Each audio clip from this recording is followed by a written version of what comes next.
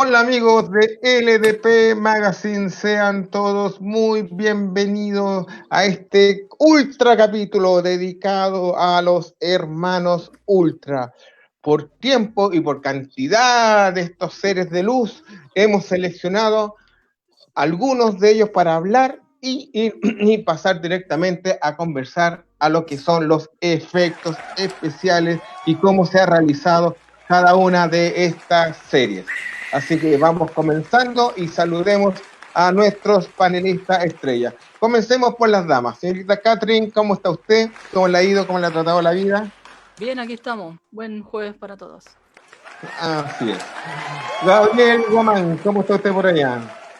Estimado, muy buenas tardes a todos los compañeros del panel. Un gusto estar aquí con ustedes, poder hablar de esta serie que en lo personal es una de mis favoritas y es una de las que ha marcado lo que hacemos hoy en día como crea ficción, junto con otra serie ya que hemos ido hablando en los capítulos anteriores.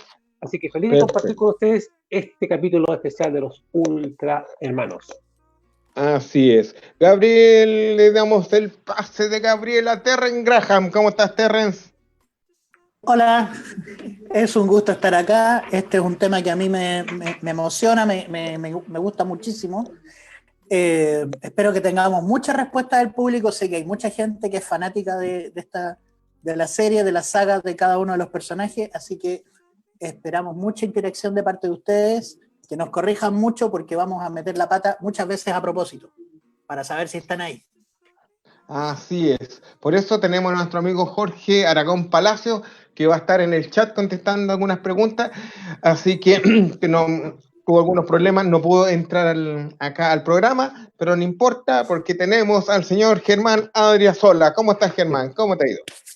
Hola a todos, hola Fakir, Catherine, Gabriel, un gusto, Carlos, Roberto. En realidad vamos a tratar ahí de aportar dentro de lo que es la ficción por un personaje que por lo menos a mí me marcó en una parte importante de cuando cabro es chico y que siempre le dedico más de unos minutos durante la semana para ver qué es lo que se hace ahora y cómo ha ido evolucionando toda la familia Ultra. Así que vamos a tratar de ahí de aportar lo mejor posible. Así es, ya tenemos algunos saludos que ya estamos viendo en pantalla. Fer Andrea nos dice hola a todos, Gonzalo Prieto le dice saludos amigos, así que ya estamos con algunos comentarios de esta gente. Y no nos retrasemos más y comencemos con este programa, con recordarles que hace un tiempo atrás, hace varios años atrás, justamente con Jorge Aragón Palacios, que lo está escuchando en este minuto, sacamos una serie de artículos basados en Ultraman y en los cuales están recopilados en el número 39 de LDP Magazine especial Ultraman. Búscalo en www.ldpmagazine.cl. Recuerda, este número especial de Ultraman, el número 39 de LDP Magazine, ya no puedes buscar o recordar directamente en www.ldpmagazine.cl. Nuestra idea, amigos, que esta sea una conversación muy fluida entre ustedes y nosotros y nos vayan haciendo comentarios durante este programa. Así que arranquemos, señores. Pero antes, Terren, ¿cuál es nuestro patrocinador? Hoy nuestro auspiciador, nuestro patrocinador del programa durante estos siguientes meses es la escuela de homeschool Celestial Fire. Como ustedes saben, en estos meses de contingencia que a pesar de que se ven buenos augurios hacia adelante, es muy posible que la cuarentena continúe y tengamos que seguir encerrados en casa. Tenemos a muchos, a la mayoría de nuestros niños estudiando a través de internet, a través de la red y de plataformas como estas. Sin embargo, están reproduciendo el mismo esquema del colegio y ya han podido darse cuenta tanto los padres como muchos niños que la carga escolar es más pesada de lo que se imaginaban. En Celestial Fire se está ocupando el sistema de homeschool. ¿Cómo funciona? Por supuesto que se respetan las exigencias del Ministerio de Educación para poder cumplir con la escolaridad y con los años. Pero a través del sistema homeschool, el niño trabaja en un ambiente mucho más relajado, mucho más atento a sus necesidades y a sus intereses, y tiene la posibilidad de escoger cuál es el camino que quiere recorrer en su vida, cuáles son sus vocaciones, cuáles son sus verdades, digamos, cuál es su camino en la vida.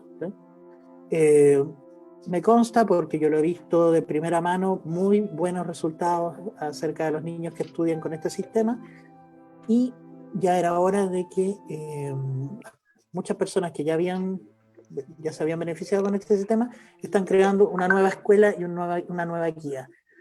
Para cualquier duda tienen que contactarse con la gente de Homeschool Celestial Fire a través del correo electrónico celestial.fire.school@gmail.com. Y recuerden que ya quedan muy poquitos días, de hecho ya queda un solo día, sobre el concurso literario infantil La Aventura Espacial. ¿De qué se trata? En conjunto con la Escuela de Astronautas, que está en la sexta región, si no me equivoco, en San Francisco de Mostazal, están preparando un concurso acerca de, como digo, la aventura espacial. Existen al menos 2 alumnos de la escuela que están siendo seleccionados y ya empezaron a entrenar para ser los primeros tripulantes o los primeros pilotos de los viajes, de algún viaje que se vaya a efectuar al planeta Marte, obviamente con astronautas, un viaje tripulado. Estos 2 chicos ya han sido seleccionados, hay más chilenos que han sido seleccionados y se están preparando, y el concurso se trata de cómo ves esta nueva etapa de la exploración del espacio. Puedes concursar, participan todos los niños hasta 17 años, en el formato y con el sistema que quieran. Puede ser un escrito, un poema, un estudio, un cuento, un relato, y por supuesto también mucha ilustración y mucho color, porque todo esto va a ser recopilado en un libro que va a ser repartido a cada uno de los concursantes, y por supuesto va a haber premios que van a ser presentados más adelante. También cualquier duda y cualquier inquietud que tengan sobre este concurso tienen que contactarse al correo electrónico que ya mencioné y que pueden ver en la imagen, es celestial.fire.school@gmail.com. Celestial Fire es nuestro auspiciador durante los próximos meses aquí en LDP Magazine, en las pantallas de Zona X. Así es. Ya, no nos tardemos más porque tenemos mucho que revisar y mirar y hablar sobre los hermanos Ultra. Así que, Fakir, gracias por estar como siempre con nosotros en los controles. Corre el primer video, por favor. Así que vamos viendo. Vamos a tener que comentar por el principio, como todas las cosas, y comentar directamente que todo comienza y todo nace directamente con Ultra Q. Ultra Q, que directamente es una producción que apareció entre el 2 de enero al 3 de julio del 66. La idea de Texturaya, cuando él comenzó a trabajar en esta producción, era directamente hacer una serie que se asemejara bastante hacia la dimensión desconocida. Podría ser, entre comillas, la piedra Rosetta, o los primeros intentos de hacer algo muy parecido a lo que fueron los Archivos Secretos X o otra serie Primogenia, que fue como lo primero que se intentó, pero la productora que estaba poniendo las lucas para la serie le dice, oigan, ¿y por qué no mejor le coloca algunos monstruitos grandes a la serie?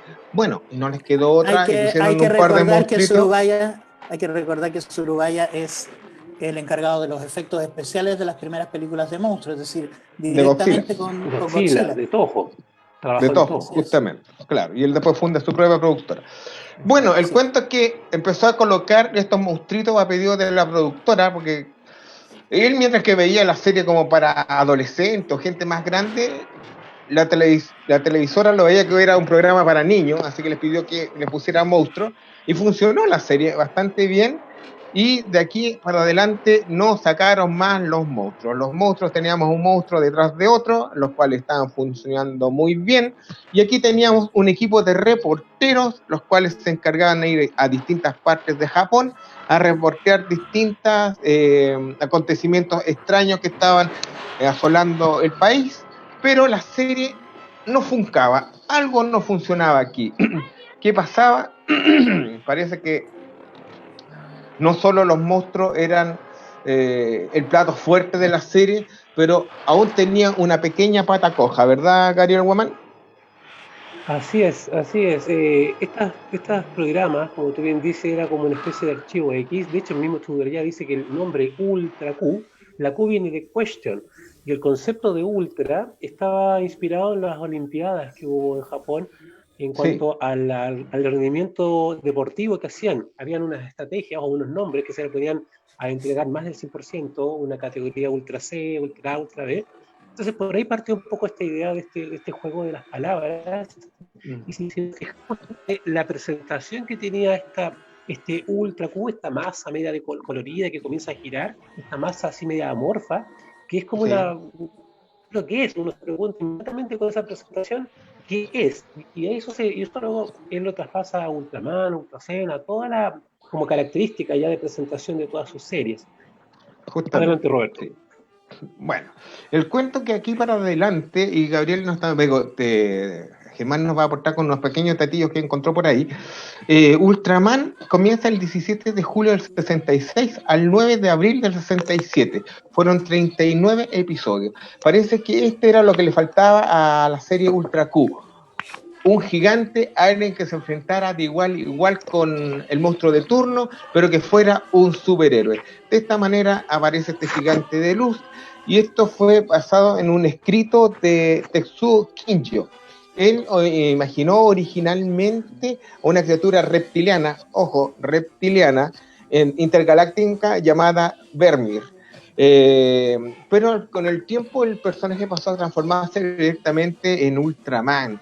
Este podía crecer a una altura más o menos de 40 a 50 pies aproximadamente, metros digo, y el diseño como nosotros lo conocemos actualmente fue hecho por Tojo Narita, y también fue esculpido en arcilla por Akira Sasaki. Esta es la manera en que aparece esta serie, y empezamos a ver cómo este personaje traído de la nébula M78 llega a la Tierra. ¿Qué datillos podemos comentar por ahí, Germán? Algo que, por decirlo de alguna manera, los colores emblemáticos de Ultraman y de toda la familia Ultra, el gris, tiene que ver con la energía que él ocupa para sus rayos. Uh-huh.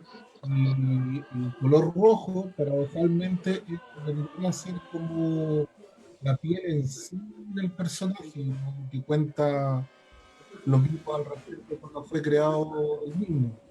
Ahora Uh-huh. también hay que recordar que el, esta luz que tiene, que marca los 3 minutos que puede funcionar dentro de la Tierra Ultraman para poder combatir a los Kaiju, está directamente vinculado y unido con el corazón del personaje. De ahí también viene la importancia, más allá de lo que del motivo de explicar de que hay un tiempo límite, es la entrada directa al corazón, perdón. Y como dato anecdótico, podríamos decir que Ultraman y todos los ultras vuelan gracias a que en el fondo tienen el manejo de la gravedad en los pies, que es un dato no menor, entendiendo de que sería el punto de equilibrio para poderse desplazar. Sí. Y también originalmente los Ultramanes se mantenían gigantes por 3 minutos solamente debido a la contaminación de la Tierra. Pero la explicación era otra, ¿verdad, Germán? Sí, bueno, en realidad lo que se dice que en las primeras temporadas la productora determinó que como norma, que para los costos mismos de la producción se tenía que pensar que solamente se podían hacer efectos especiales durante 3 minutos. Por los costos lo mismo, los maquetazos, en fin, todo lo que había que trabajar. Y Claro. entendamos que Es que con eso también limitadas a que los escritores o los autores empezaran a crear capítulos donde solamente hubiera pelea, o que te volvieran loco haciendo que Ultraman apareciera en todo el capítulo y no había presupuesto para eso. O sea, claro, Sí. además que, bueno, hay también, bueno, hay 2 puntos. Uno, cuidar el presupuesto, que también si hacemos memoria hay capítulos que se agarran a coscacho más de 3 minutos, o por lo menos 2 veces en el mismo capítulo, ¿cierto? Pero también hay un asunto que no es menor, que sobre todo Ultra Q y Ultra Seven, de cierta manera tienen un trabajo bastante de cine en lo que es con respecto a la dirección de cada uno de los capítulos. Tenemos traveling de cámaras bastante sistemático, juegos de primeros planos con tomas generales, algo que si se ponen a pensar generalmente en las series de televisión, el plano americano, que por lo menos se conoce así, es algo de que se ocupa bastante. Acá en Ultraman no, se trata de tener primeros planos, se trata de tener guiños a los personajes, hay mucho trabajo al respecto del trabajo de la iluminación en el mismo set. Todas las primeras temporadas por lo mismo tienen ese toque, como recordamos, todo un poco más oscuro, porque tratan de generar como un ambiente bastante opresor, sobre todo cuando los malos en la pantalla. Ese tratamiento de cine tiene un costo que claramente en el minuto de haber sido bastante alto, y que a lo largo del tiempo ha ido mutando bastante, que es lo que ya después comentaremos con las seriales más actuales. Sí, Correcto. A así ver, es, porque tenemos primero, a ver, Marco Antonio Guamán nos dice que Ultra Q fue el génesis de las Ultra series. Fernando Andrea dice que se te escucha muy bajito, Germán. A ver si podemos solucionar ese asunto. Y Marco Antonio Guamán nos dice, revisando el manga, Tezuka lanzó en el año 63 un manga llamado Gran X, en el cual un niño activaba una especie de lámpara y se hacía gigante para luchar con monstruos gigantes. Por ahí Surubaya dice que fue el toque final a lo que lo inspiraría para los Ultras. Y Orson Armijo dice, bueno, repite la frase de del Ultraman australiano, que debido a la contaminación de la Tierra, Ultraman se le acababa el tiempo. Eso lo vamos a hablar más tarde, pero eso fue algo hecho específicamente para la serie australiana. Bueno, sigamos. A ver, sigamos con el cuento. Espérate, Gabriel, ¿qué dices? Sí, quiero más que nada compartir con Catherine, hacer una pregunta en cuanto al nombre Ultraman. Yo sé, Catherine, como tú eres experta y conocedora de Superman, sé que había un Ultraman en el mundo del universo de Superman, ¿no? Por ahí. Sí, es un Superman, digamos, de una tierra alterna. Y creo que, si no me equivoco, eso es...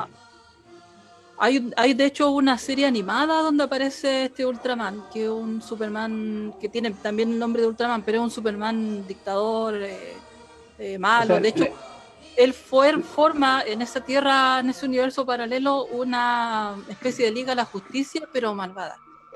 De hecho, cuando pones Ultraman en Google, es el primero que sale, o sea. Claro, de hecho yo en este momento no lo recuerdo así con exactitud, pero hay una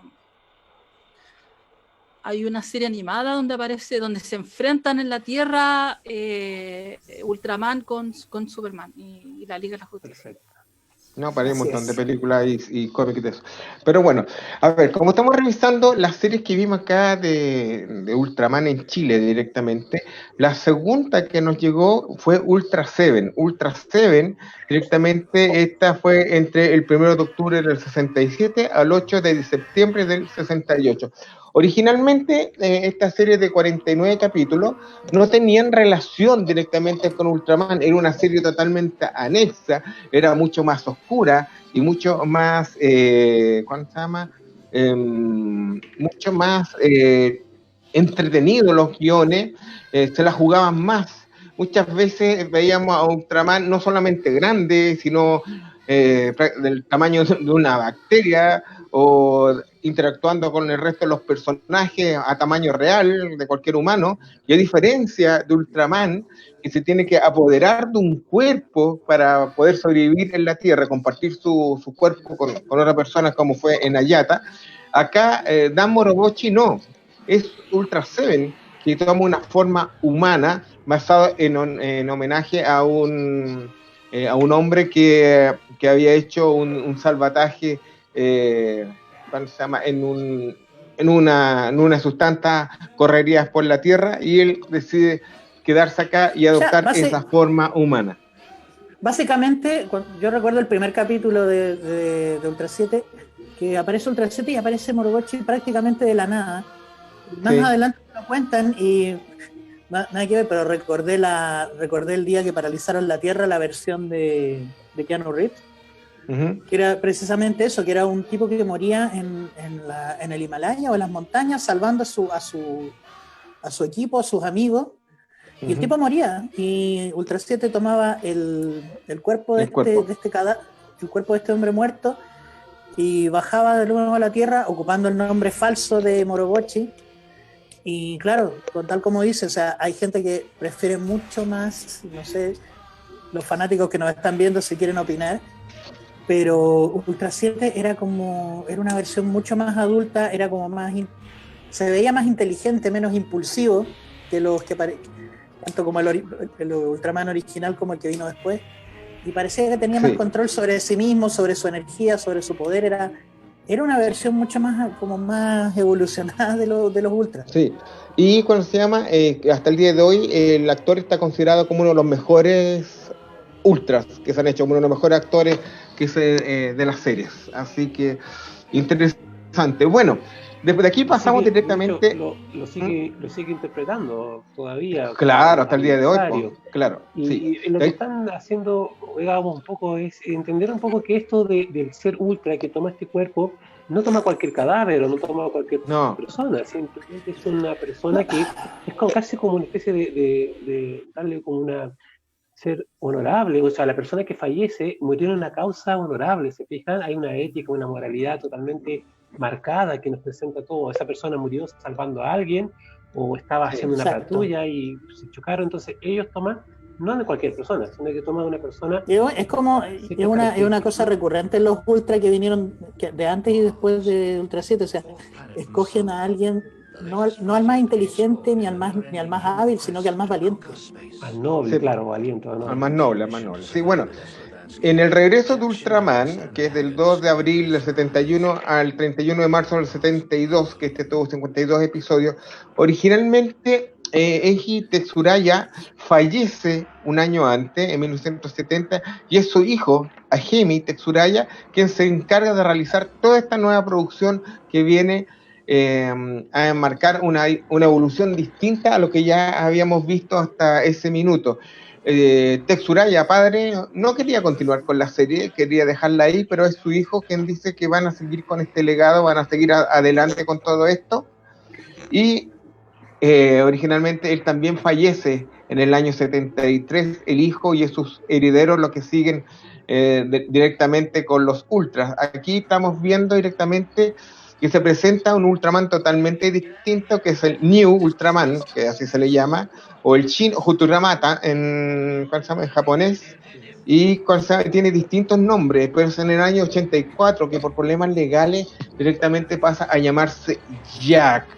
El cuento... Problemas legales de los que vamos a hablar más adelante también. Más adelante, sí. Entonces, de aquí comienza... Sí, y de aquí, en esta serie, vemos interactuar... Nosotros acá en Chile simplemente vimos un capítulo donde Ultraman salva a Ultra Seven del sol, de no caer en sus llamas, pero también vemos un capítulo, o sea, que usted lo va a buscar en la web, en el cual directamente interactúa Ultraman original, que algunos le dicen Ultraman Ayata, con Ultra Seven para salvar a Jack de una crucifixión y al planeta de una invasión alienígena. Al pobre Jack parece que lo tenían que salvar muy seguido. Era bastante, no era muy vivo. No, el problema no es que no fuera vivo, sino que este Ultraman tenía un estilo diferente a los dos anteriores. Era bastante bruto, no sé si se acuerdan, si era como un luchador mexicano, o sea, veía un monstruo y se le tiraba encima, se tiraba como gato tiñoso, se colgaba de la espalda, lo pateaba cuando era laraco, o sea, lo golpeaban y no caía de costado, sino que caía, agitaba los brazos, gritaba, se quejaba. Era un desastre, güey. Sí. Bueno, y de aquí pasaron bastante años en Chile para que pusiéramos nosotros ver directamente una nueva serie de Ultraman. Y no fue hasta la 10ª serie que llegó acá a Chile, que se llamaba Ultraman hacia el futuro, o Ultraman del futuro, como le llamaron por acá, que era que simplemente fueron 13 capítulos y que salió a la luz el 4 de enero del del 92 hasta, espérate, déjame hacer un poco de memoria, hasta el 28 de marzo, claro. Esta Sí, fue de hasta la ahí. década, esta fue de la década del 90, esta fue una serie australiana, Correcto. no tuvo mucha relación con los japoneses. No. Y es la que mencionaban, debido a la atmósfera contaminada de la Tierra. Sí. Este Ultraman tenía mucho de la corrección política de la época, que era la ser ecológico. Sí. Cambio Y climático. este Ultraman tenía dos grandes problemas, según yo. Primero, tenía una máscara que era idéntica, todo bien. Tenía un traje de lycra que para mí era como... no Power correspondía, tenía que ser un traje de goma. De goma, sí. Y lo otro es que si a las otras series se les criticó que eran muy violentas, de hecho Ultraman Jack la cortaron en Chile por violenta, según esta. Sí. Este era todo lo contrario, no tenía nada de violencia, o sea, generalmente terminaba razonando con el monstruo, en una terminó haciéndole cariño, pues. Lo tiró al suelo, lo dejó inconsciente y estaba ahí aguachándolo y lo hizo desaparecer. No cuadraba aquí este compadre. Me gustaba que se llamara Jack también, pero fue un buen intento. Fue un buen intento y fue bonito volver a ver Ultraman después de casi una década de no saber nada de la serie. Claro. Nosotros no sabíamos de que Ultraman, nosotros no sabíamos que Ultraman nunca había dejado de emitirse en Japón en esa época. Correcto. Sí, esta fue la primera franquicia que se filmó completamente fuera de Japón y, como dato curioso, ¿saben de dónde son reutilizaron toda una escenografía para el cuartel general donde están los monstruos y todo, donde el equipo anti-monstruo? ¿Saben de dónde, qué escenografía ocuparon?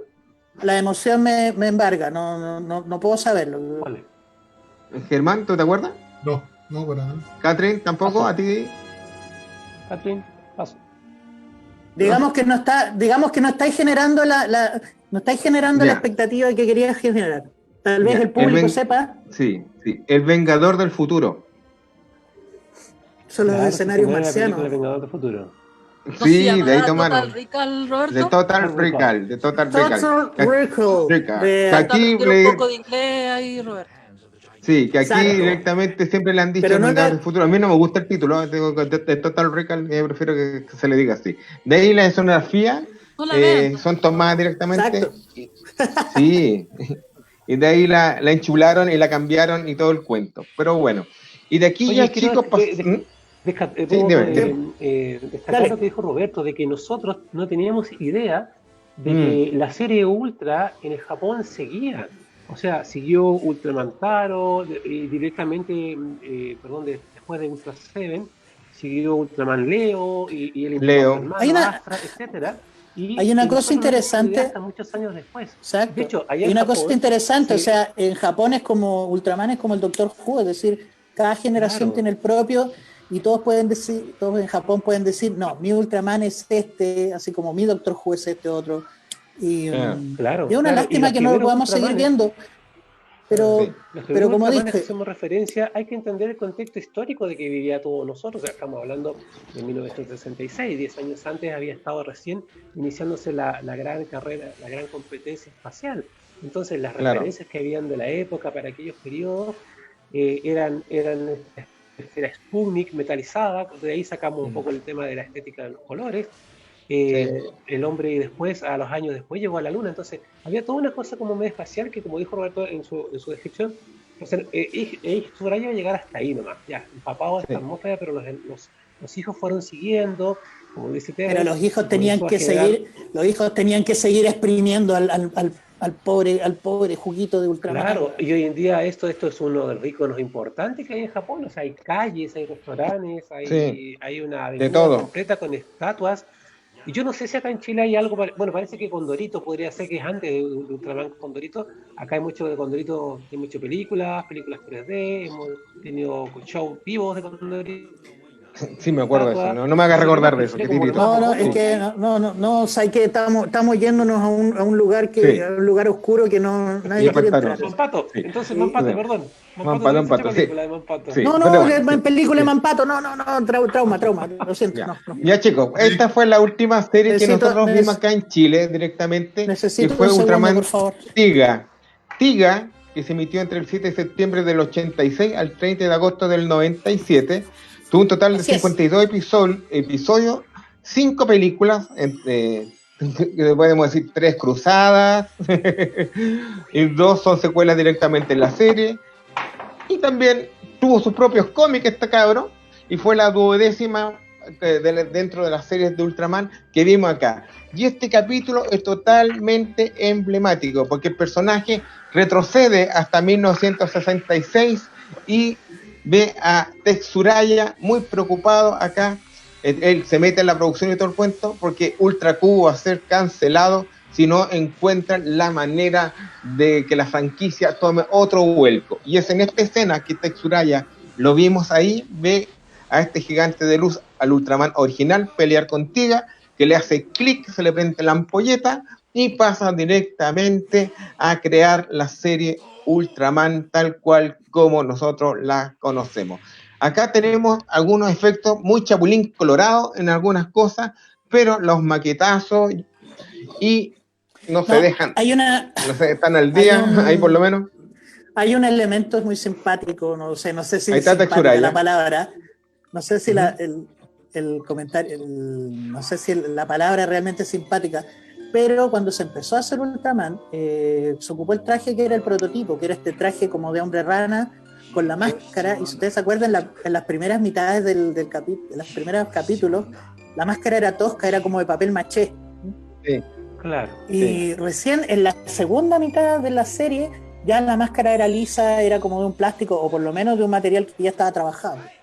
Sí, eso lo vamos a ver con Gabriel en un momentito más, que vamos a discutir eso, y a ver qué es lo que está pasando. Pero primero tenemos ahora la promoción de Roca Store antes de seguir adelante.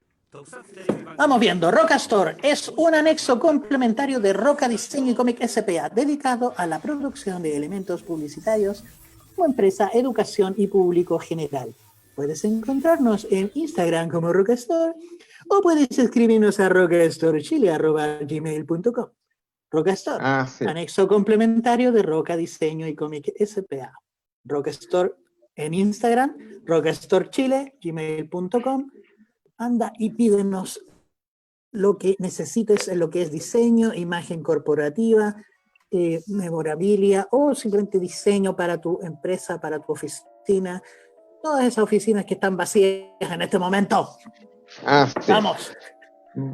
Vamos, volvamos ahora con la serie directamente, vamos con el video número 2, que vamos a hablar sobre el código del Bushido, que es una de las cosas muy interesantes, vaya nomás, sí, en las que vamos a poder ver algunas cosas muy, muy interesantes.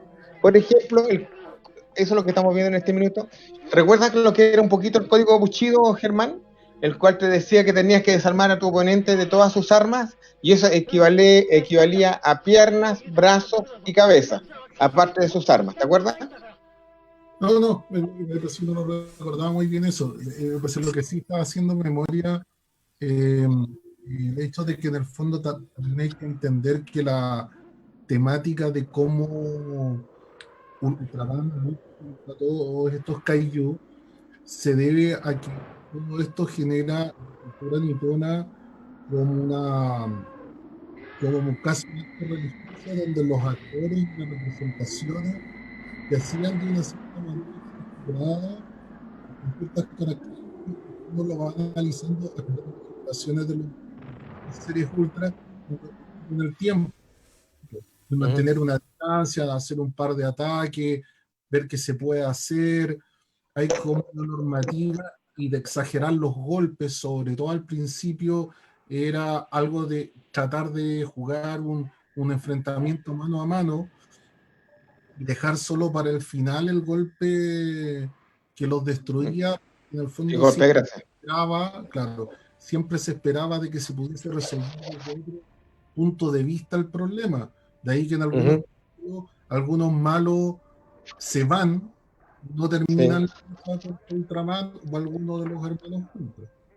Justamente, eso es. Pero acá gracias al Bushido, porque mucho, ¿te acuerdas que aquí se reclamó mucho en Chile que la violencia exagerada que tenían estas series, igual después lo tomaron con Dragon Ball y otras series más que hacían lo mismo, pero se debe directamente porque los japoneses se basan directamente en este código de honor, que es el Bushido.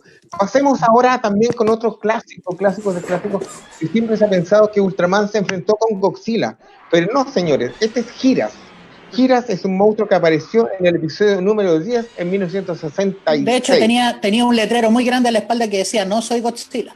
Claro, en el cual era el misterioso monstruo. Veamos esta vez y comentémoslo un poquito entre todos. A ver, era un traje reciclado, primero, era un traje reciclado o dado de baja de Godzilla, se notaba. Pero le habían puesto un collarín gigante como de cuero en el cuello, que Ultraman apenas lo ve, se lo quita inmediatamente y empieza a burlarse de este pobre monstruo, ocupando su propio pedazo de piel como para torearlo. Y yo creo que es la primera vez que vi a Ultraman burlarse de un monstruo en particular. Y era raro ver a Tsurubaya y uno pensaba, a ver, se habrá ido de Toho en buenos términos como para llegar a burlarse así de Godzilla, porque yo en su lugar habría hecho una pelea bastante más épica, es decir, no sé qué piensan ustedes. Es que lo que pasa es que acá hay dos detalles súper importantes en este capítulo. Uno, todo este ruedo alrededor del cuello, en este monstruo, si tú analizas la ficha, era el que le daba la energía y podía generar un disparo energético contra el oponente que era del mismo nivel casi energético de los rayos que lanzaban cualquiera de los ultras. Ajá, sí. Y segundo, tenemos que entender que en el fondo hay un minuto antes que empiece la pelea entre los dos en que gira toda una roca, que es el mismo gesto bromeando a Godzilla, que en la época en que Godzilla en una de sus películas agarra una piedra y le pega el chute con un buen chileno para pegarle un piedrazo al contrario, y en este capítulo Gira trata de hacer lo mismo, y bajo esa misma lógica es obviamente una burla directa desde a lo que o sea, por eso la temática de este capítulo es bastante particular en varios ámbitos. Sí, claro, y donde le saca el collar del cuello, todos piensan hasta el día de hoy que es un enfrentamiento directamente entre Godzilla y Ultra Seven. Pero si somos poquito más... Ultraman, mira que te van a llegar la corrección toda la semana, güey.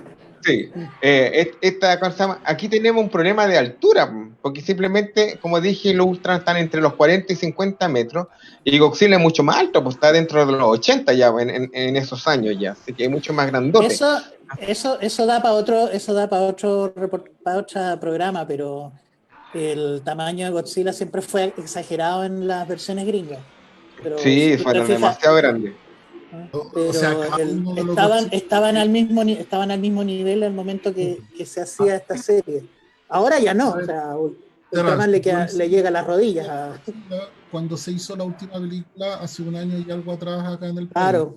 ¿Sí? Puedo decir que cada uno de los Godzilla a lo largo del tiempo, tanto de producción japonesa como de producción norteamericana, todos van en escalada subiendo en el tamaño, salvo que en el último bajan un poco. Entonces, tiene que ver también con una relación en que cuando se crean estos monstruos, la altura de los era una, cuando ya llegamos a los 80 y los 90, sobre todo cuando se hace la película norteamericana, se dan cuenta que Godzilla es más chico que cualquier rascacielos promedio.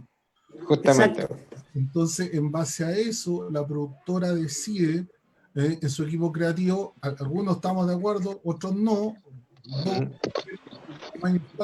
No, yo estoy completamente de acuerdo. Si la idea de Godzilla, que tiene que ser una montaña, es una montaña que se te viene encima, sin apuro, sin prisa, sin esconderse, porque no hay nada que hacer al respecto. Es decir, la idea es demasiado grande, güey.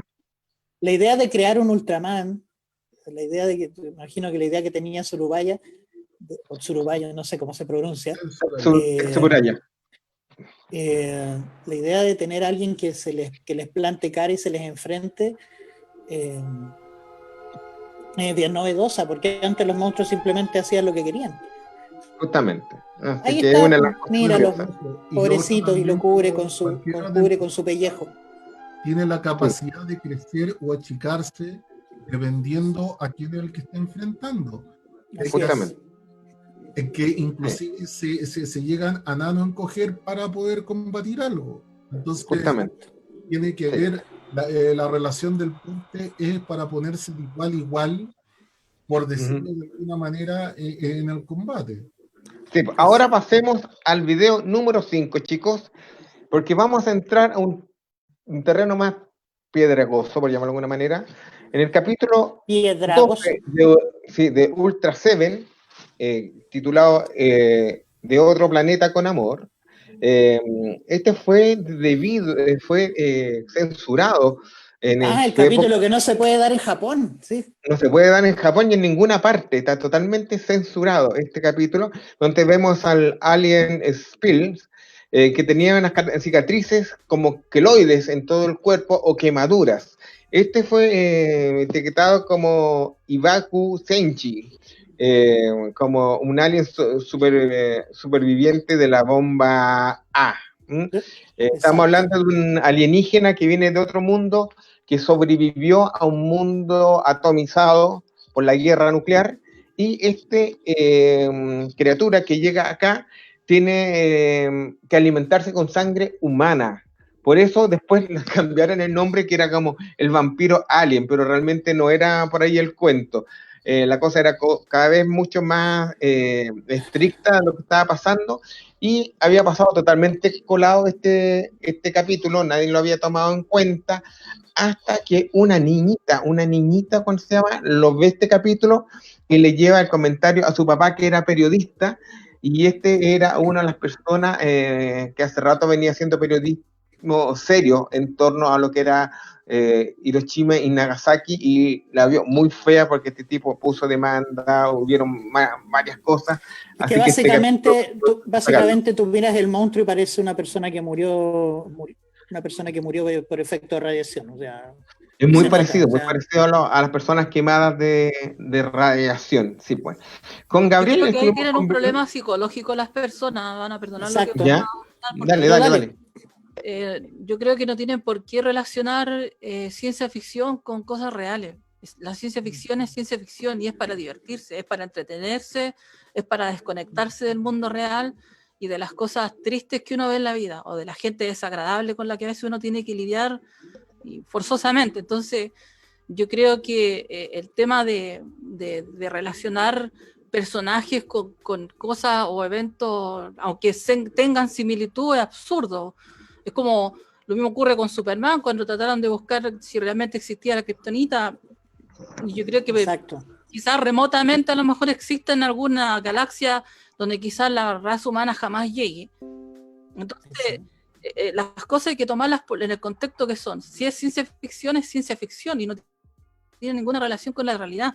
De hecho, hay un disclaimer que aparece en casi todas las películas que hacen los norteamericanos, que al final dice cualquier relación con... Esta es una obra de ficción. Exactamente. Entonces yo creo que estar relacionando eventos y censurando me parece demasiado progre. Es como ocurre ahora, como censuraron lo que el viento se llevó, y quieren censurar otras películas más porque creen que insultan entonces no entienden el contexto donde están, el contexto histórico, el trabajo que hay por detrás. Entonces yo creo que eso es ignorancia absoluta. A ver, yo creo que dale, Germán. Yo creo, Catherine, que está mezclando dos temas que sería bueno separarlos. Por eso el tema era peludo, así que estamos claros. No, yo es una opinión, no, o sea, si estoy equivocada, me como mis palabras No, jamás. Con respecto al ejemplo de que dices tú en la actualidad de muchas películas clásicas como El viento se llevó, que se estén censurando o que se hable de quitarle escenas, en fin, o que se saquen de cartelera si dentro de las plataformas online, es algo bastante uso y yo comparto plenamente eso al respecto de cómo tú lo dices. Ahora, creo que no es comparable, por desgracia, con el caso del tema de una bomba atómica, porque yo creo que tenemos que ponernos desde la mirada de enfrente de la sociedad nipona y de vivir una situación muy difícil tras la bomba de Hiroshima y Nagasaki.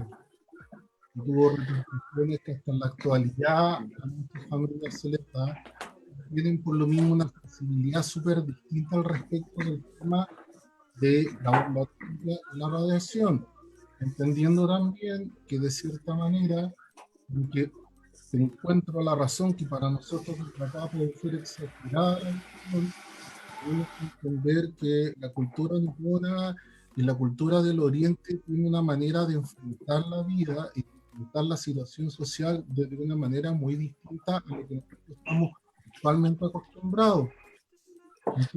Entonces, yo por eso lo quise separar los dos temas. O sea, yo no encuentro que tú estés mal, sino que yo encuentro que también hay que ver la cara de enfrente, entendiendo que nosotros estamos en otro lado de la historia y para más mate en otro lado del credo de las sociedades al respecto. Entonces, claro, a mí también es lógico que censuren el capítulo, y yo cuando me lo estuve repitiendo a la tarde, cuando me lo comentó Roberto, lo encontraba muy lógico, ¿entiendes? Pero entendiendo que la sociedad de ellos es distinto y lo que ellos pasaron al respecto de la bomba atómica puede dar para un debate que traiga consecuencias.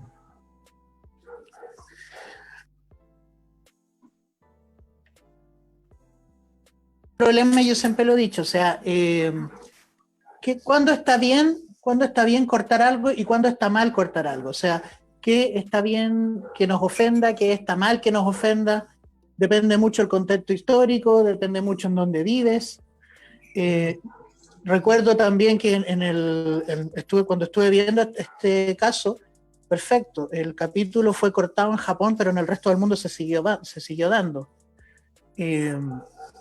Entonces llega un punto de decir, ¿sabes qué? Entiendo que esto puede afectar sensibilidades. No lo vamos a dar por un tiempo, pero eventualmente tiene que darse, porque tal como dice Catherine, estas son obras de ficción y puede que no estén representando una realidad concreta, pero sí están basadas en realidades, en cosas que han pasado. Tal vez era esa criatura que no era realmente un monstruo, sino una víctima. Bueno, tienes que recordar un poco, o sea, el horror que puede significar la realidad. Y estamos llenos de obras de ficción que representan acontecimientos terribles en la humanidad que puede que ya no nos duelan tanto o que no sean tan patentes. Pero como la esclavitud, en el caso de Lo que el viento se llevó. Por eso es tan absurdo censurar o decir que no debemos dar Lo que el viento se llevó, porque no, compadre, eso pasó. Eso pasó y tuvo una realidad que no tiene nada que ver como tú te la imaginas. Y cerrar los ojos. No fue bonito, no fue maravilloso, exacto, justamente. Y cerrar los ojos a la realidad no es precisamente algo sano. Justamente. Y como digo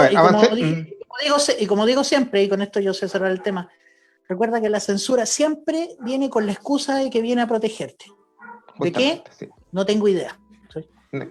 Y no es chiste. Bueno, pasemos al otro punto antes de pasar a cómo se hacen los monstruos directamente, porque aquí ya le toca a Gabriel. Hablemos ya de lo que es maquetería, hacer de ese tipo de cosas. Ya, pero esperemos un poquito. Hablemos del Kawin que pasó con Texuraya versus Chayo, ¿verdad, Gabriel? Ah, claro, sí. Y lo caro que te puede resultar hacer una paleteada, porque la película es horrible.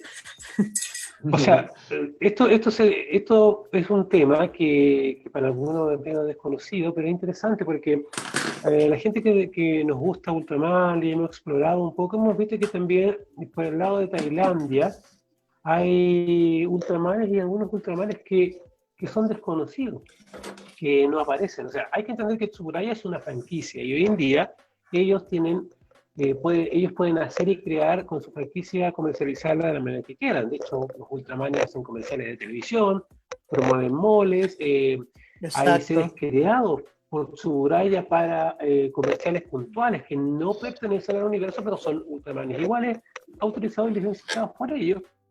Como el caso para una petrolera, donde hay 3 personajes ultra que no no son comerciales, porque son netamente para eso, campaña.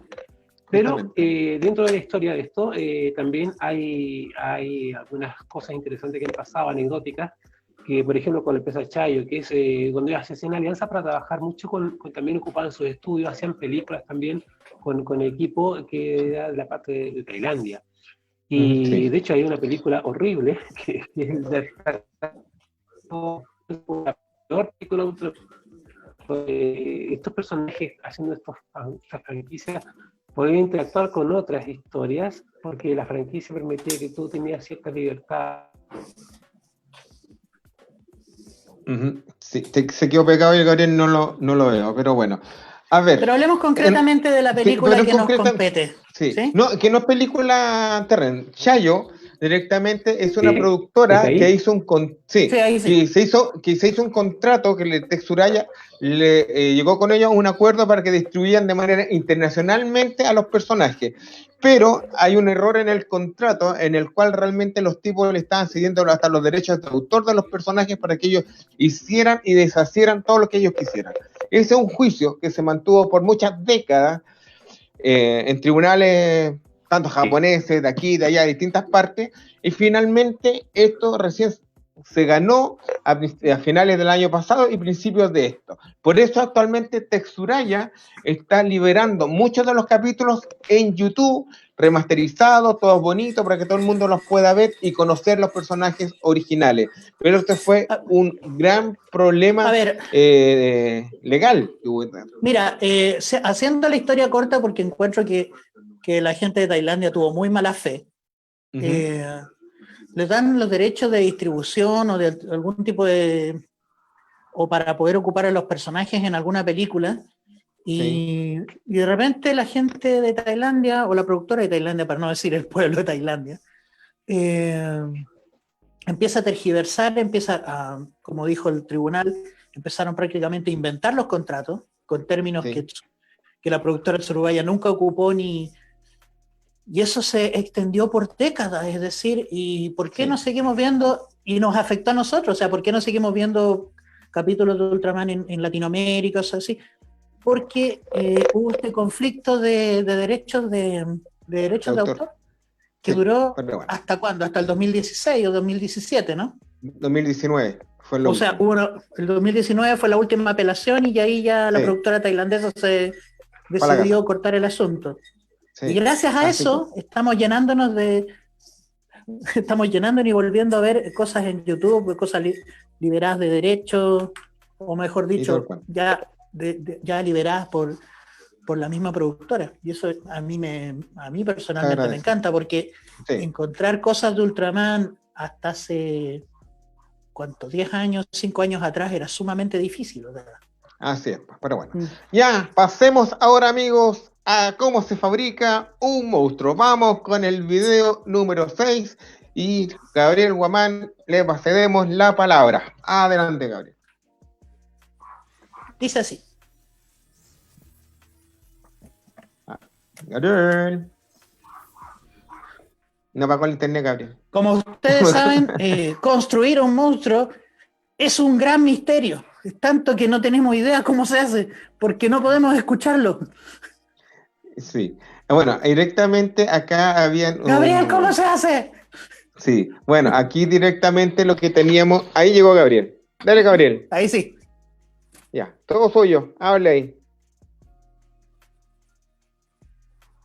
No se te escucha, Gabriel. Bueno, pues mira que se conecta Gabriel, les comento un poquito. Este es un...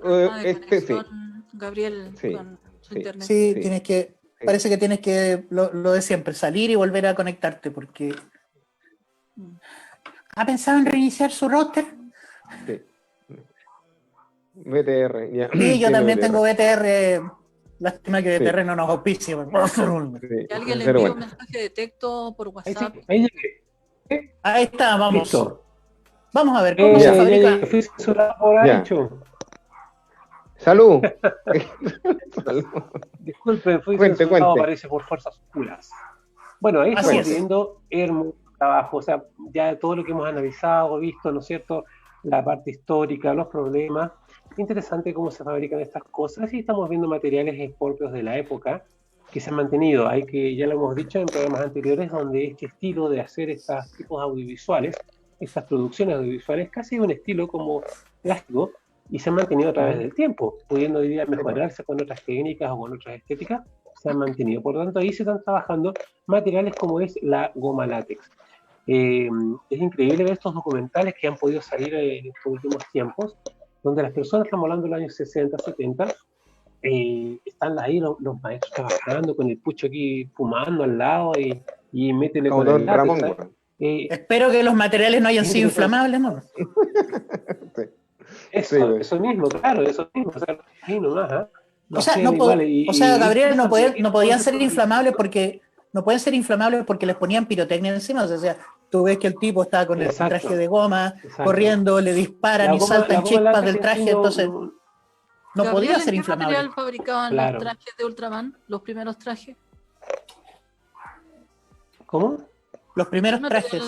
¿En qué material fabricaban los primeros trajes de Ultraman? Goma. Sigue siendo la goma látex. Sí, eran de eso, pero y mezclan entre ¿El traje géneros, completo? telas, O sea, pinturas pero también, ¿cómo? el mismo traje de Ultraman. El traje de Ultraman siempre me pareció que era un traje de buzo, ¿cierto? Sí, pintado encima, güey. Sí, Siempre un traje fue la... Sí, y como lo de tenían ne- que repintar un traje- cada vez.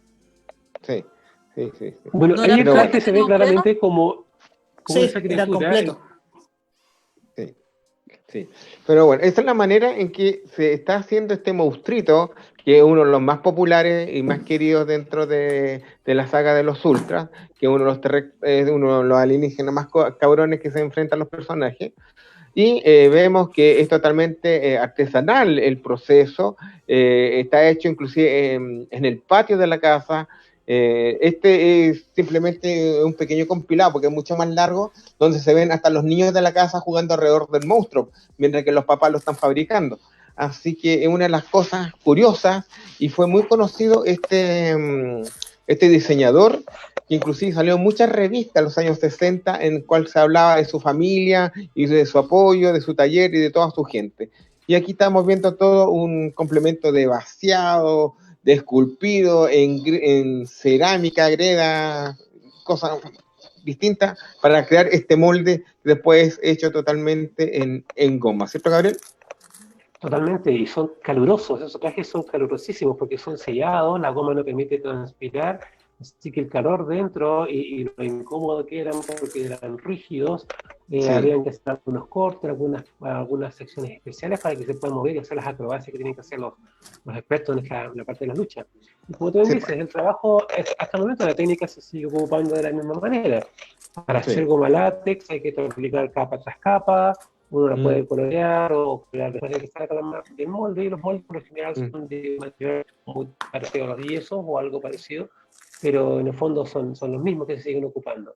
Esto, como tú dices, es interesante porque uno piensa que hay una gran industria detrás, pero No. fíjate que en Japón, por Son los espacios artesanos. reducidos, incluso hoy en día, los juguetes de colección como el soft, los juguetes, por ejemplo, los que estoy mostrando ahora, que son de un vinilo, se hacen en talleres pequeños y reducidos, casi en el patio de la casa. Ahí está, en un rinconcito están sacando y son elementos de colección de gran valor para no solo para Japón y para el mundo entero. Así es, pues. Pasemos ahora al making of entero por Gabriel y empezamos a comentar un poquito lo que es. Vamos con el making of de Ultraman. Este es el grande, estimado Fakir, y empecemos a ver este. Y aquí ya se les da la pelota a Gabriel y a Catherine, que son los expertos en efectos especiales. Y este es un clásico. Comenzamos con este clásico. ¿Alguien se acuerda de esta escena? Cuando se equivocó y sacó el tenedor, güey. Sí, güey. Ahí está, aquí mira. Comenzamos. A mí me encantó ver esto la primera vez, sí. Ya, Gabriel, todo suyo, comente. Claro, claro, precioso. Pues bueno, el trabajo es una multidisciplinario, hay un equipo completo de tramoyistas, escenógrafos, pinturas de fondo, para lograr toda esta hermosa secuencia. Y bueno, todos se preguntan cómo, de qué están hechas las maquetas y todo el tema. Claro, y son materiales especiales, son materiales preparados y elaborados, muy similares a cartón con yeso. Por eso estas maquetas se pueden hacer fácilmente con un golpe. Pero hay que entender que también están preparadas. Hay una coreografía, ¿no es cierto?, ya preestablecida, y uno sabe qué elementos se van a destruir y qué otros son solamente de fondo. Hay ¿Cuánto edificios que son mucho tiempo, más grandes que van a estar Gabriel? siempre decorados, mientras que otros están prepicados y molidos para que esto se pueda romper con facilidad de una patada, de un golpe, de un puño. Gabriel, ¿me escucha? No, parece que no me ¿Diga? escucha. Sí, sí. No No, estoy yo te iba a teniendo un preguntar, retorno. yo te iba a preguntar ¿cuánto era el tiempo de desarrollo de cada una de estas maquetas o del traje de Ultraman y cuántas veces se podía ocupar? Bueno, uno puede tomarse, va a depender del equipo que se trabaje, o sea, y de la planificación que uno tiene. Si tú me dices, en digamos, un trabajo relajado, podrían ser 3 meses. Pero hay que entender que estas cosas no tienen ese tiempo, porque hay que trabajar con un equipo de 10 personas y tratar de sacarlo en una semana. Hay muchas narraciones, historias que las personas deben trabajar a contratiempo para tener una y otra secuencia lista y preparada. Ujú. Sí.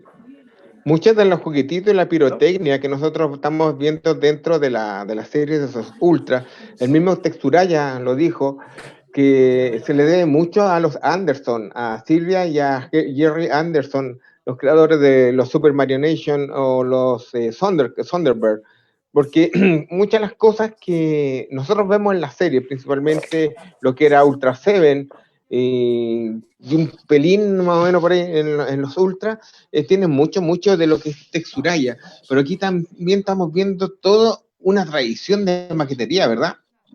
Así es, totalmente. Y respondiendo a algunas preguntas y consultas que nos están haciendo, Ultraman, el traje de los Ultra, es de neopreno, es un material conocido como el traje de buzo o bronzer, mientras que los monstruos lo hacían generalmente con trajes de goma látex, ¿no? Claro que sí, esto se mantiene en el tiempo. Hoy en día, los que han ido a Japón y han podido toparse con las exposiciones que hay de Ultraman, poder ver las maquetas, las escenografías, el trabajo delicado que hay de equipo de personas. O sea, yo creo que los programas se emiten una vez por semana, así que hay que considerar toda la rapidez con que tienen que trabajar todos estos elementos, reutilizarlos para luego nuevamente volverlo a destruir. Así que es valioso este trabajo, un arte. Realmente está catalogado como un arte también. Uh-huh. Si eso pensaba, sí. De repente tienes que destruir el mismo edificio por lo menos 3 o 4 veces porque la toma no te quedó bien y pensaba todo el trabajo de maquetería que hay que tener alrededor. O sea, todos los que han construido modelos de escala, maquetas, o los estudiantes de arquitectura, o los de diseño industrial, saben lo que es tener que crear la misma cosa una y otra vez hasta que quede bien. Entonces, es un trabajo que uno valora después al momento de ser más adulto. O sea, uno cuando niño solo lo mira nomás. Sí. Germán, ¿a ti qué te parece todo esto? Bueno, un poco yo creo que Gabriel da en el clavo de que hay un trabajo que uno no lo creyera, se hacía muy contra el tiempo. Todo este trabajo de maquetas, por decirlo de alguna manera, se transformó en un arte y ya respetado como tal a nivel mundial. Me atrevería a decir, y no quiero aquí causar polémica, pero que de repente con respecto a los Anderson, creo de que a lo mejor los Anderson eran más visionarios, tal vez por el tipo de productos también que hicieron, con respecto a cuando partieron en el tipo de diseño, pero lo que uno vio en Ultraman eran maquetas con un nivel de detalle gigante, porque cuando se destruye un edificio, uno ve muchas veces caer muebles, paredes interiores. No te digo que todos los edificios están trabajados así, pero hay varios que tienen un muy alto nivel de detalle en todos los elementos que estos tienen. Y también recalcar algo que yo decía al principio, el trabajo mismo de las primeras series tiene que ver con un desarrollo muy cercano, aunque era para televisión, con una lógica de cine. Entonces, el Exacto. tipo que toma cómo estaba cuidado el grano de la cámara, de la fotografía con que trabajaban en ese minuto, con el nivel de enfoque de los planos, no era algo menor, no era un enfoque general, lo que uno encuentra, por ejemplo, con Power Ranger en las primeras temporadas, que a mí también me gusta bastante, pero Power Ranger es todo más nítido, es más brillante, es más luminoso y está todo a foco. En cambio, al respecto de este trabajo, pues, de todas las series ultra, hay cosas en distintos planos, hay desenfoque, hay maquetas mucho más cuidadas al respecto. Entonces, es algo que yo creo que sigue cautivando con el tiempo y mientras pasan los años y uno se lo vuelve a repetir, eh, yo me vuelvo a sacar el sombrero y decir, como diría un buen chelero, como crees que hicieron un trabajo tan preciosista en tan poco nivel de tiempo. Un trabajo de chino, de japonés en este caso. Así que, Claro. no, Yo difiero sí. un poco con lo que dice, yo difiero un poco con lo que dice Germán, porque cuando se trabaja en cine o cuando se trabaja, se ¿Ya? rodan escenas en cine, por lo general se graban a 24 cuadros. Y por lo general se ocupa rollo y el formato de cine 16:9. En cambio el formato de la serie de Ultraman son casi todas 4/3 y en su gran mayoría están grabadas 29 cuadros, que es el formato para televisión. Entonces, No, sí. A ver, yo no específicamente estoy hablando cine de no, la o parte sea, en cuanto a lo que es el trabajo de fotografía, el lado técnico de fotografía, la parte de grabación, filmación, rodaje, montaje, difiere un poco del trabajo que se hace en cine, porque recordemos que en esa época ya se hacía, hay otras producciones que tienen una calidad de fotografía un poco superior al material que nosotros vemos en Ultraman. O sea, sin desmerecer todo el trabajo de maquetería que hay y de efectos especiales. Eso sí es sobresaliente en las series de Ultraman. A Yo ver, quiero yo destacar me un poco, refería sí, al Sí, respecto, no del formato de la pantalla, ni de la situación técnica en sí, sino que el formato cine, al respecto de los códigos visuales de cómo estos son trabajados, que es distinto. Yo Claro, ya, los planos de tú estás cámara, hablando, quiero decir, tú estás hablando del lenguaje cinematográfico, eso, entonces. sí, planos Gabriel, de ¿qué dices tú? cámara, lenguaje cortes de cinematográfico. cámara. quería Exacto. destacar el trabajo que hay en cuanto a lo que es la línea, por ejemplo, de las criaturas y los monstruos. ¿Eh?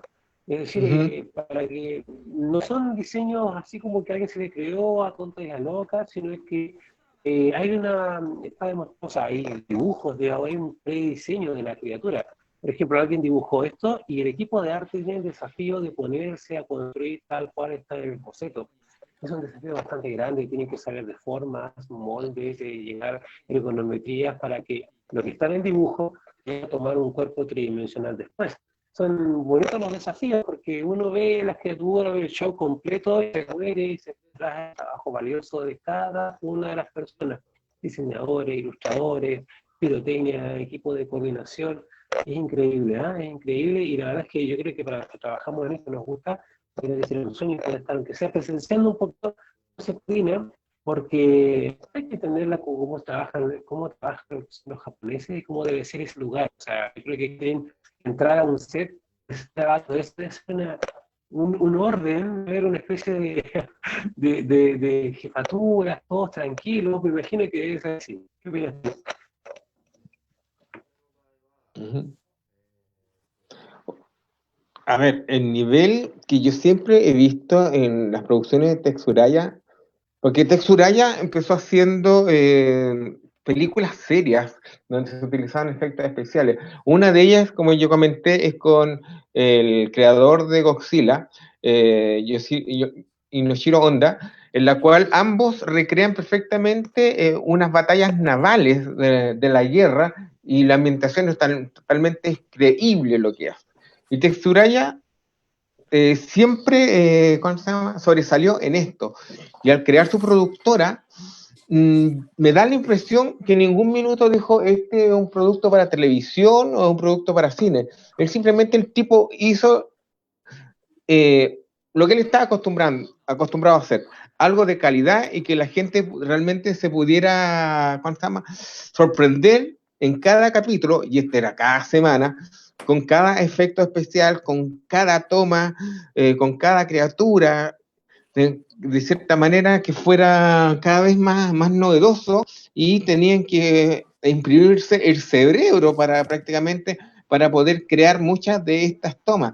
Actualmente, por ejemplo, los monstruos acá, como lo veíamos en el cuento del Bushido, eran cortados, eran cercenados, volaban tripas, volaban pedazos de carne, sangre, o de repente era un tipo de lavaza que le salía de adentro, dependiendo del monstruo, o un tipo de sopa verde.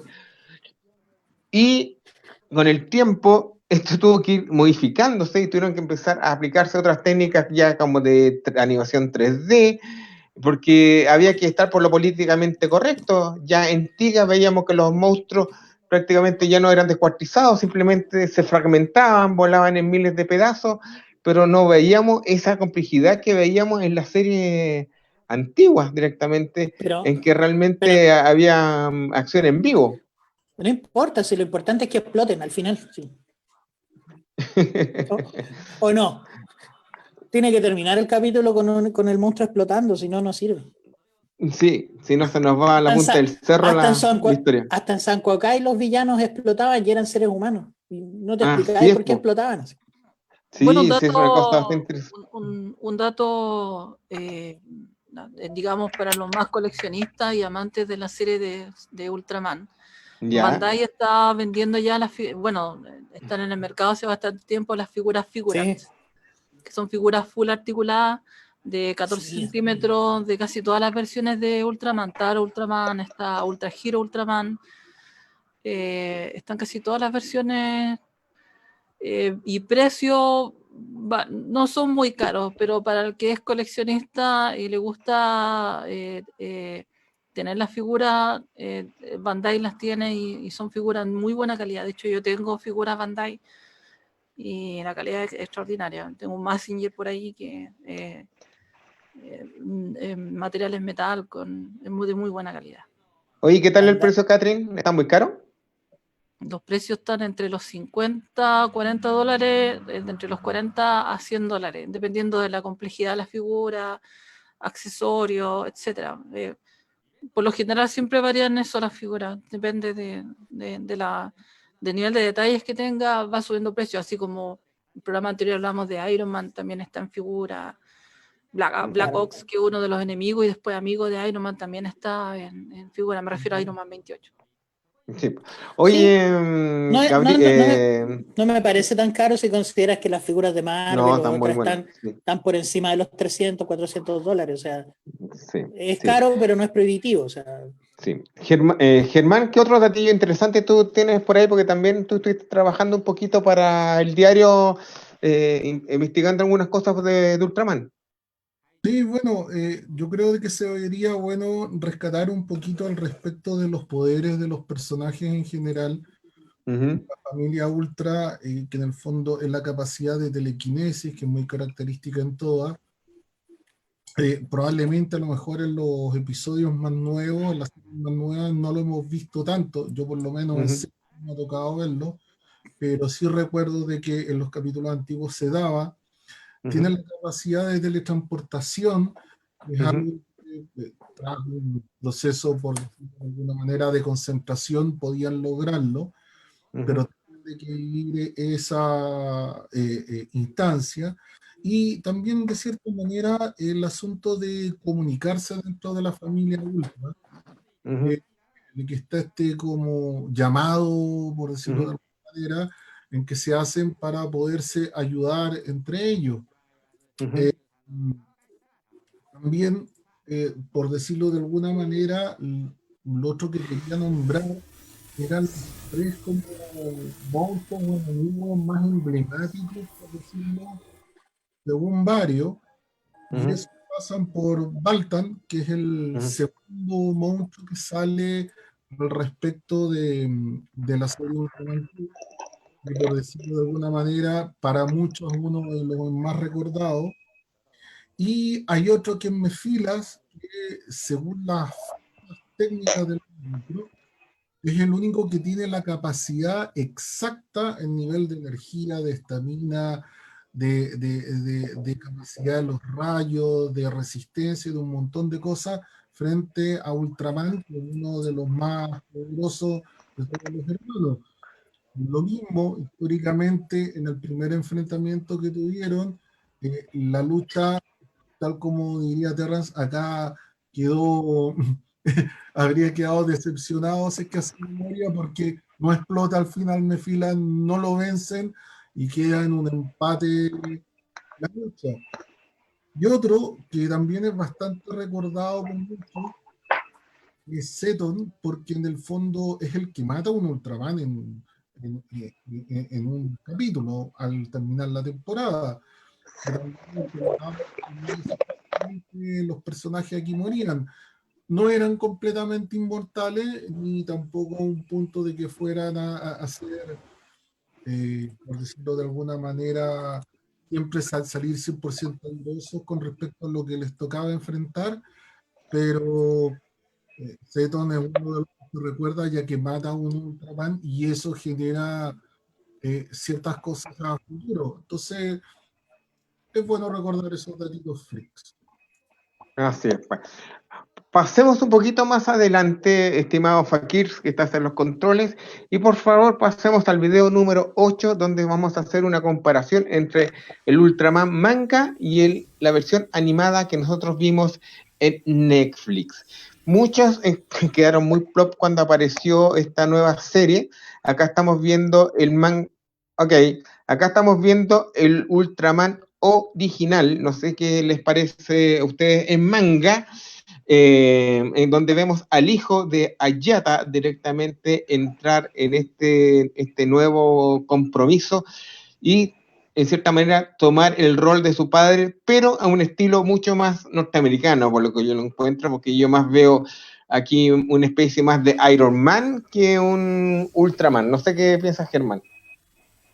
No, o sea, es que no te creas, Ale, es la, es la visión que va desde afuera, pero sabes que el manga trata de tomar un carisma bastante,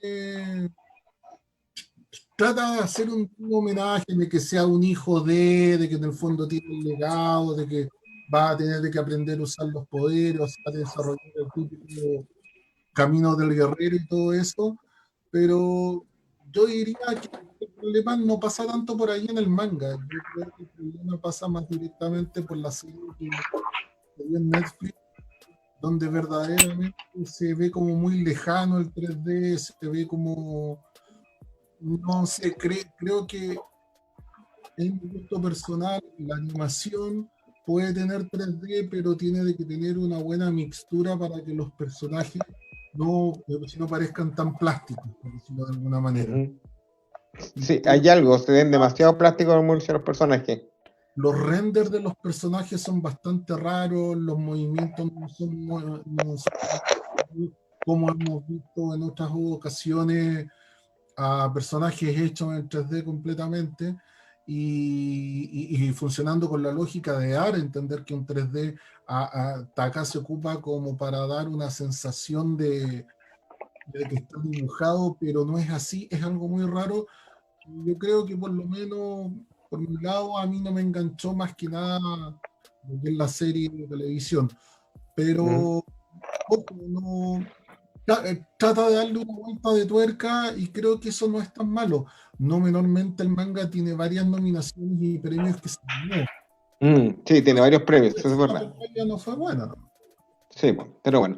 Pero entonces pasemos para ir cerrando todo esto con el último de los Ultramanes, con el video número 10, en el cual estamos viendo que es Z. Pasemos directamente a Ultraman Ahora, Z. Ultraman Z tiene una gran gracia que la productora surubaya lo está tirando en YouTube para que puedas seguirlo.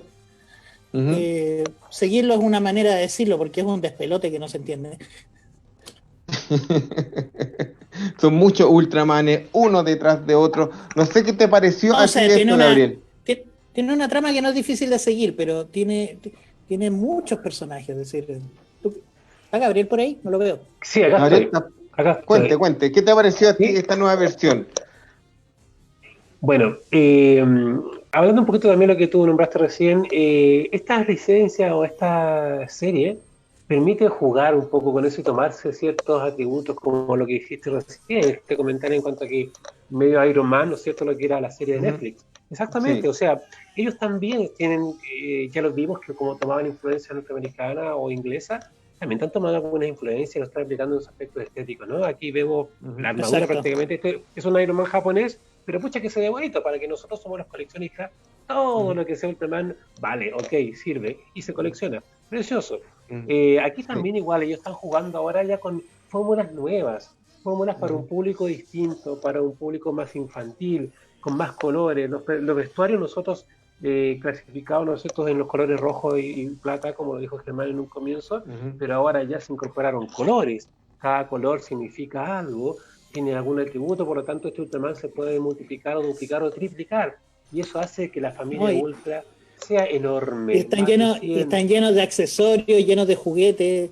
Se nota el Exactamente, hay que merchandising. pensar en eso. Entonces, claro, lo hace atractivo por ese lado, cómo va mezclando, ¿no es cierto? Siguiendo la tradición de la serie, de los enemigos, de las maquetas, pero a la vez poniéndola más al día en cuanto a todo lo que es la parte comercial y de los fans y los seguidores.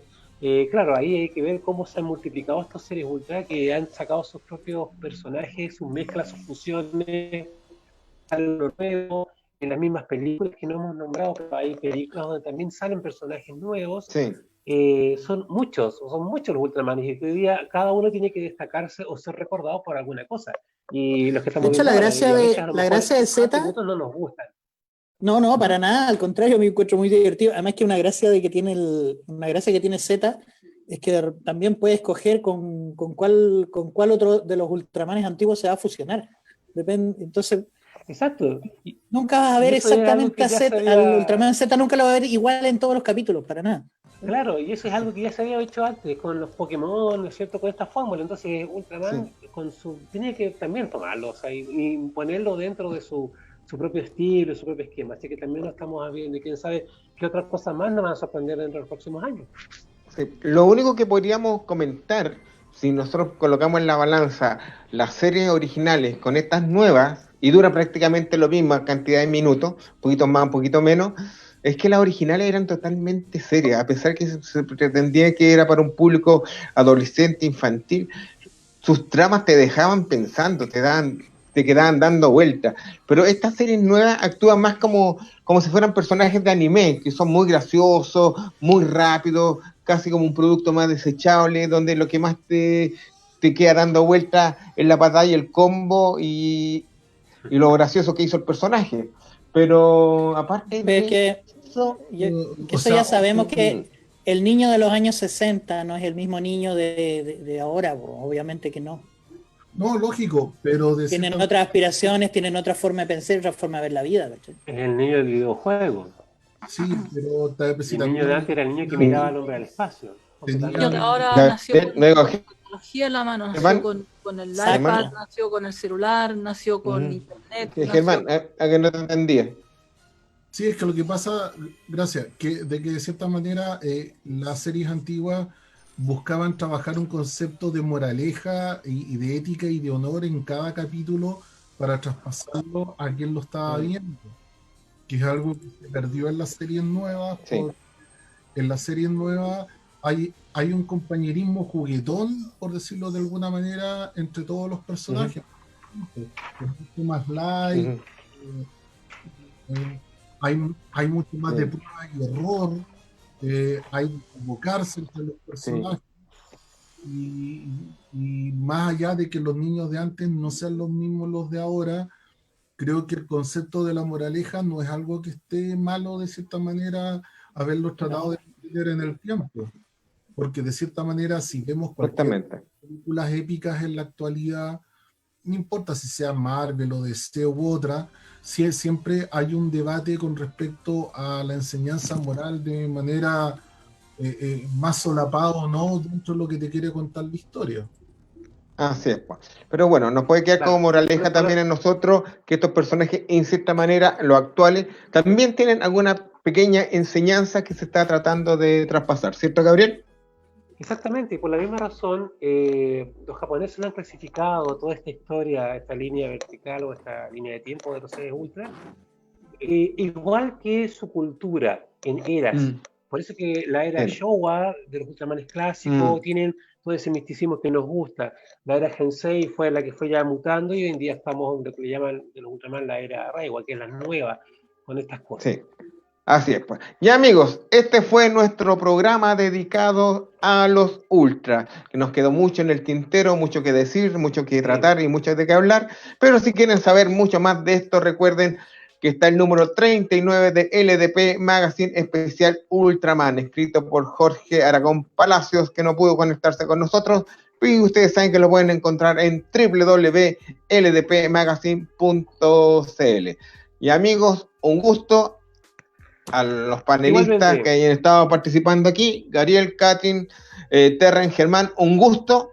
Nos estamos viendo la próxima semana con algo novedoso que ya van a saber de qué se trata. Así que un abrazo, los queremos y nos estamos viendo próximamente en LDP Magazine en vivo o en Mundo Viñeta, más allá del manga y los superhéroes. Y recuerden, este sábado a las 5 de la tarde tenemos conversatorio Culto de LDP Magazine. Así que un abrazo, los queremos. Culto en secreto este sábado. Nos vemos. Adiós, chicos. Chao. Muy bien. Cuídense. Chao, adiós. Adiós. Chao, chao.